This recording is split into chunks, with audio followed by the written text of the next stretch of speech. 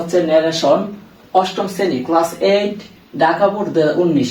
ঢাকা বোর্ডের 2019 সালের ন্যারেশনটা আমরা আজকে সলভ করবো। এই যে এখন এটা করতে অনেক রুলস লাগে, বাট আমি রুলস গুলা উত্তর সাথে সাথেই বলে দিব। আচ্ছা আমরা করি। প্রথমে দেখা হচ্ছে ইনভার্টেড কমা, এই যে এই কমাটার নাম হচ্ছে ইনভার্টেড কমা, এই যে এতটুকু ইনভার্টেড কমা, এবং এই লাইনটা সম্পূর্ণ শেষ কোথায়, এই যে এই পর্যন্ত এই লাইনটা সম্পূর্ণ শেষ।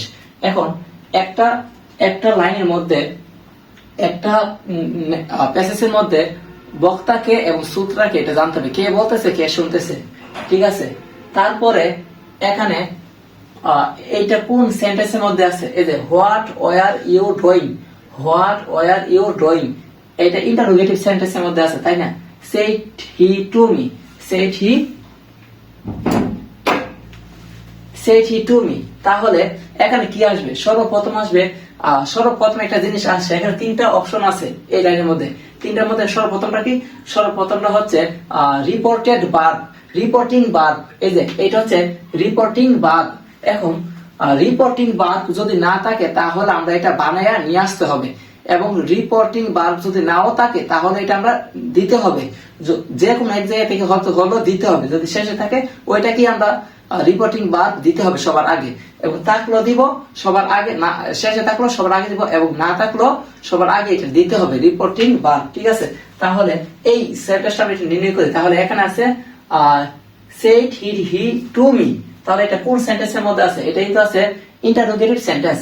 এখন ইন্টারোগেটিভ সেন্টেন্স থাকলে সর্বপ্রথম আমরা লিখবো কি হি, তাই না, রিপোর্টেড ভার্বটা আগে লিখবো, তাহলে লিখবো আনসার, লিখবো হি, তারপরে হি, তারপর এখানে আছে সেড টু এর বদলতে কি বসবে, এটা যেহেতু আছে ইন্টারোগেটিভ সেন্টেন্স, প্রশ্ন করা আছে আর কি, ইন্টারোগেটিভ সেন্টেন্স হওয়ার জন্য সেড টু এর পরিবর্তে বসবে আস্কড, কি বসবে আস্কড, ASKED আস্কড, ঠিক আছে। এবং হি সেড টু, তার মানে হি আস্কড মি, ME, ঠিক আছে, এতটুকু দেওয়া হয়েছে। তারপরে এই লাইনটা শেষ। এখন ইনভার্টেড কমা এর পরিবর্তে কি বসবে, এখন আমরা এই লাইনটা লিখবো, রিপোর্টেড ভার্বের কাজ শেষ, এখন আমরা রিপোর্টিং ভার্বের কাজ শেষ, এখন আমরা রিপোর্টেড স্পিচের কাজটা করব।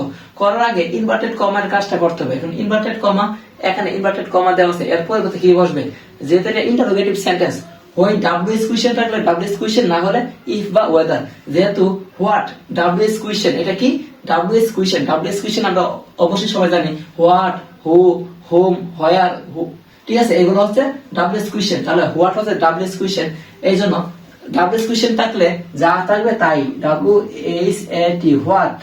তারপরে আছে হোয়ার ইউ ডুইং, এটা কোন টেন্সের মধ্যে আছে, এটা কি বর্তমান বোঝাচ্ছে, হোয়ার থাকলে এটা হচ্ছে ফার্স্ট টেন্স আছে। এখন ফার্স্ট কোন টেন্স আছে, যেহেতু আইএনজি আছে তাহলে ফার্স্ট কন্টিনিউয়াস টেন্স আছে। যদি ফার্স্ট কন্টিনিউয়াস টেন্সে থাকে তাহলে আমরা এটাকে করতে হবে first perfect continuous tense.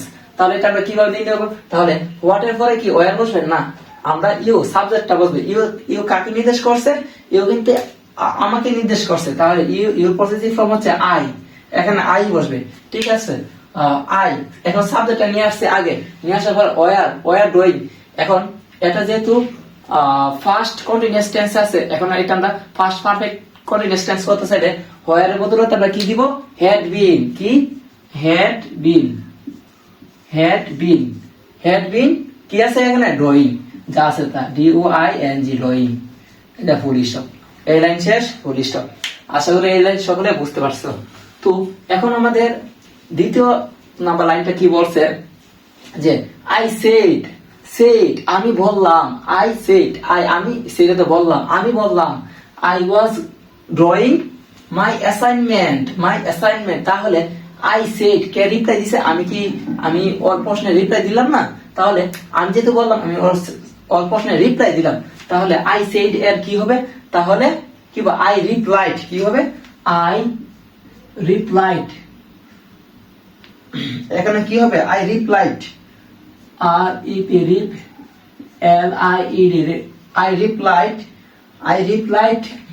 I replied আসছে, তাই না, I said।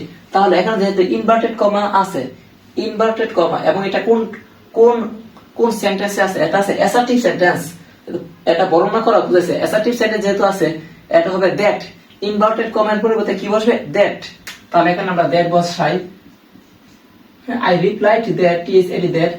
তারপরে এখানে কি আছে আই আছে, তাহলে আই তো আমি তো বলতেছি, তাহলে আই এর আই বসবে। তারপর এখানে আছে ওয়াজ ড্রয়িং মাই অ্যাসাইনমেন্ট।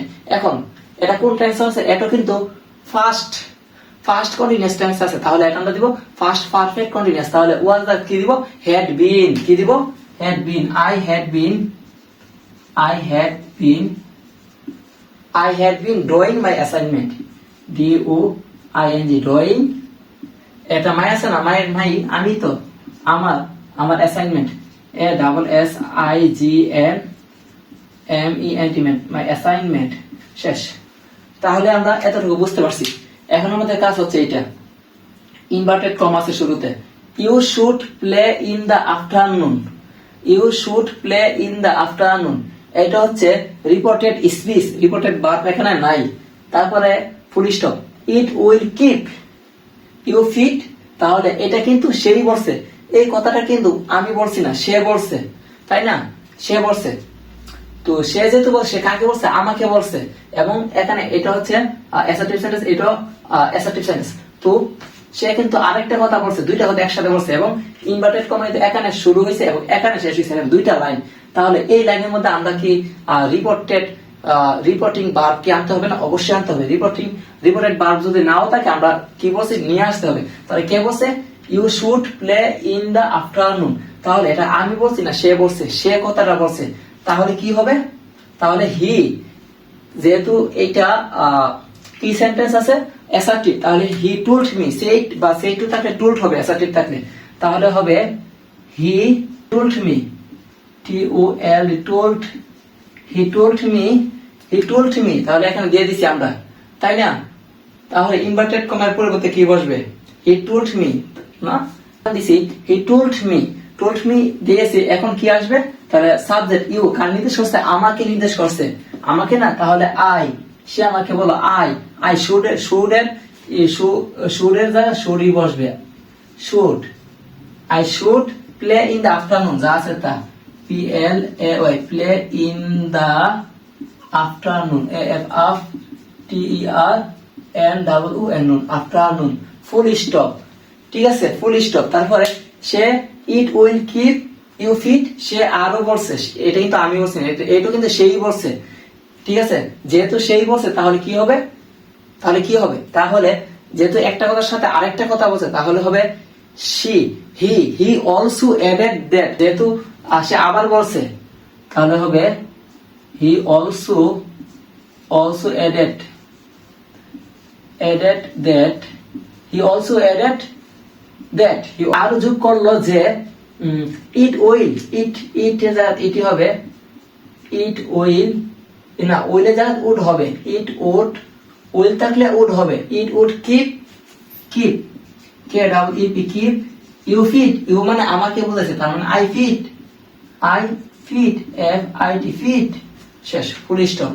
তারপরে এখানে আমি, তারপরে বলা হয়েছে thank you for your advice, এই তোমার পরামর্শের জন্য তোমাকে ধন্যবাদ, এই কথাটা কে বলছে, এই কথাটা আমি বলছি, তাই না। যেহেতু আমি বলছি তাহলে এখানে আমরা নিয়ে আসতে হবে আই থ্যাঙ্কড হিম,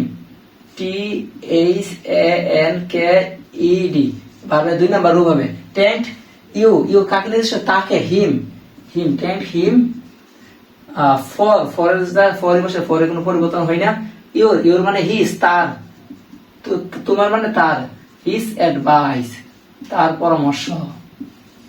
আচ্ছা, সবাই এটা বুঝতে পারছি।